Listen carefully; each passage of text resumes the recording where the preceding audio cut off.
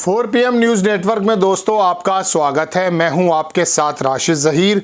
49 सांसदों के दस्तखत हो गए थे, एक का होने वाला था और अगर ये 50 के हो जाते तो मोदी जी शायद जो स्थगित करके लोकसभा से जवाबदेही के डर की वजह से तथाकथित शब्दों में कहें भाग खड़े हुए, तो शायद एक ऐसी तारीख रकम हो जाती इतिहास के पन्नों पर कि आपको लगता कि अविश्वास प्रस्ताव उपसभापति के खिलाफ किस प्रकार से लाया जाता है।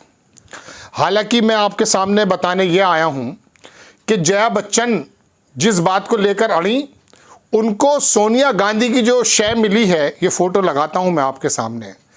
सोनिया गांधी पीछे खड़ी हैं और जया बच्चन अपनी बात को बता रही हैं और पूरे के पूरे एपिसोड को अगर आप देखेंगे उपसभापति जगदीप धनखड़ जी के बारे में, तो आपको लगेगा कि वाकई लोकसभा में तो जो हो रहा है राज्यसभा में भी एक तरफा काम होता है। खैर, मैंने भूमिका कुछ अलग तरीके से बांधी है। मोदी जी ने 12 तारीख को चलने वाले इस संसद को, मोदी जी से मुराद भारतीय जनता पार्टी की सरकार या उपसभापति, किसी को भी मान सकते हैं आप। अब तस्वीर के दोनों हिस्से एक ही जैसे हैं तो क्या कर सकते हैं। उन्होंने जो स्थगित कर दिया है 9 तारीख में ही राज्यसभा की कार्यवाही को, इस सत्र को, उसकी वजह क्या है? उसकी वजह यह है कि महाभियोग, अविश्वास प्रस्ताव, जो भी आप कह सकते हैं, वो जो उपसभापति जगदीप धनखड़ के खिलाफ लेकर आने की तैयारी हो गई थी, उसके बारे में सोनिया गांधी ने जब अगुवाई की और सारा विपक्ष इकट्ठा हुआ, तो मोदी जी या भारतीय जनता पार्टी की सरकार को सत्र को जल्द ही समाप्त कर देना पड़ा। 2.5 लाख 3 लाख रुपया पर मिनट खर्च होता है लोकसभा राज्यसभा की कार्यवाही में। किसकी जेब से जाता है वो? कोई गुजरात का उद्योगपति देता है?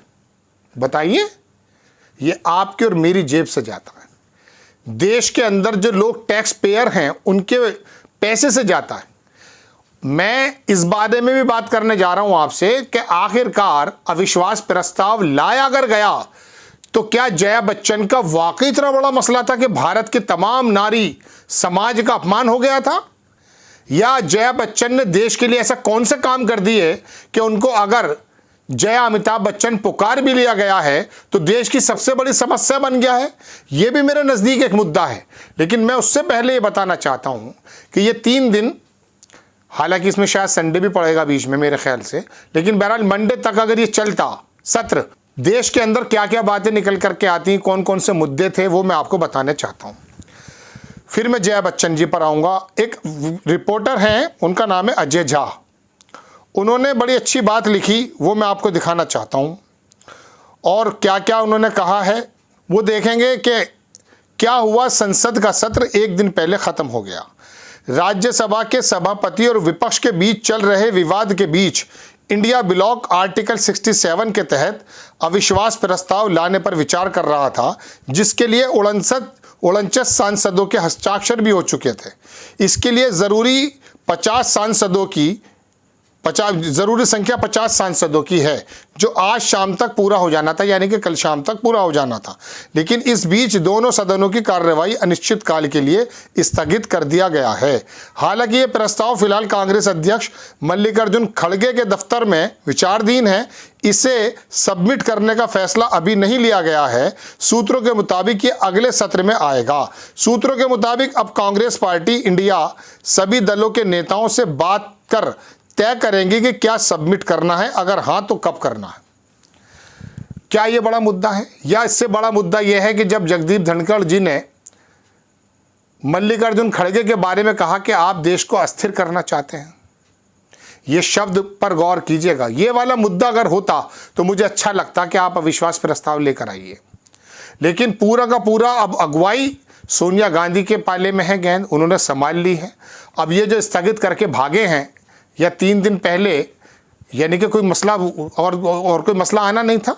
मैं कुछ चीज़ें गिनाऊंगा, आपको निकाल कर दिखाता हूं कि अभी 3 दिन अगर मिलते तो क्या क्या होना था। दोस्तों, इन 3 दिनों में कई सारी चीज़ें होनी थी। जयराम रमेश ने शायद एक जगह लिखा है, मैं दिखाता हूं आपको। उसमें लिखा कि राज्यसभा के इस सत्र में मैंने विशेषाधिकार हनन के 4 नोटिस दिए हैं। नॉन बायोलॉजिकल प्रधानमंत्री द्वारा उपराष्ट्रपति डॉक्टर हामिद अंसारी के खिलाफ लोकसभा में की गई शातिराना टिप्पणियों के लिए प्रधानमंत्री द्वारा अपने सहयोगी अनुराग ठाकुर की सदन में कार्यवाही से हटाई गई टिप्पणी को एक्स पर पोस्ट करने के लिए जो प्रधानमंत्री जी ने तारीफ कर दी थी। गृह मंत्री द्वारा, ये है असल बात, वो दो बातें मेरे लिए मायने नहीं रखती।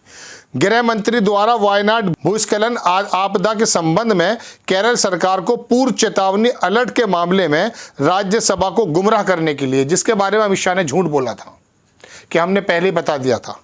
शिक्षा मंत्री द्वारा राज्यसभा को गुमराह करने के लिए कि एनसीईआरटी की कुछ पाठ्य पुस्तकों ने भारत के संविधान की प्रस्तावना को नहीं हटाया है। ये दो मुद्दे तो इंपॉर्टेंट ही थे। तो इस सदन में आपसे और मुझसे जुड़े हुए या केरल से जुड़े हुए या एनसीईआरटी की किताबों से जुड़े हुए मुद्दे जो डिस्कस होने थे वो इस वजह से चले गए कि जया बच्चन को दरअसल अमिताभ बच्चन बोल दिया गया है, जया अमिताभ बच्चन बोल दिया गया है, और विपक्ष भी पूरी कमर बांध करके आ गया है।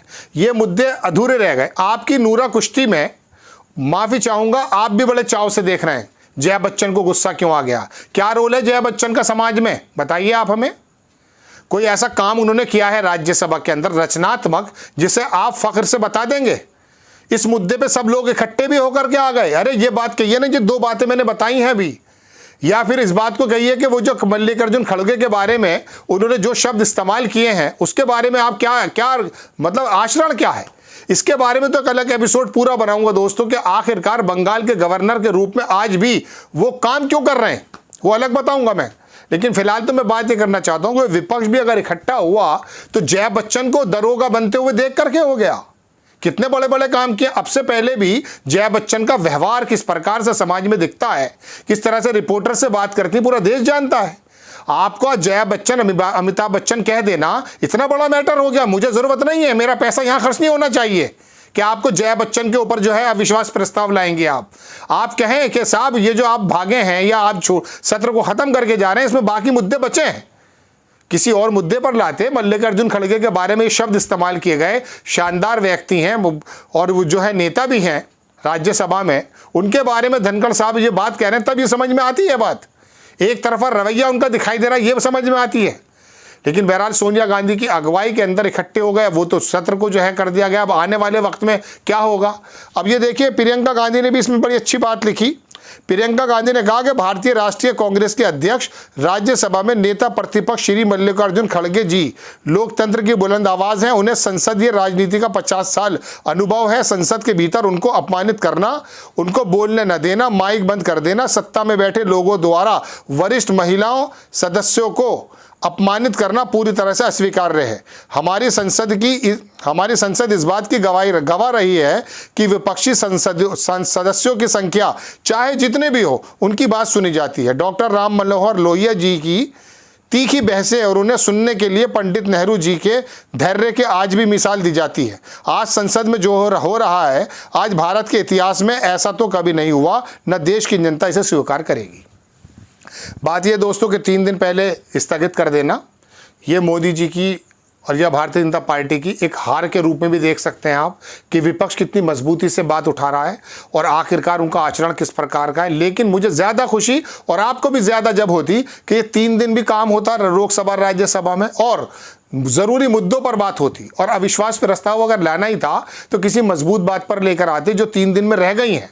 एनसीईआरटी की बात आपने की है, केरल की जो लैंडस्लाइड हुई है उसके बारे में आप बात की, अच्छी बात है, लेकिन किस बात पर लेकर आ रहे हैं साहब ये भी देख लीजिए। और अगर इस बात पर विश्वास पत्र लेकर आया गया तो यकीन मान लीजिएगा कि ये तमाशे के अलावा कुछ नहीं हो रहा है, ये भी ध्यान रखिएगा, चाहे इसमें विपक्षी लेकर आए। आपको खबर कैसी लगी अपनी राय कमेंट्स बॉक्स में जरूर दीजिए, चैनल को सब्सक्राइब कीजिए, शेयर कीजिए। नेक्स्ट टाइम में किसी खबर के साथ हाजिर होता हूँ। जय हिंद।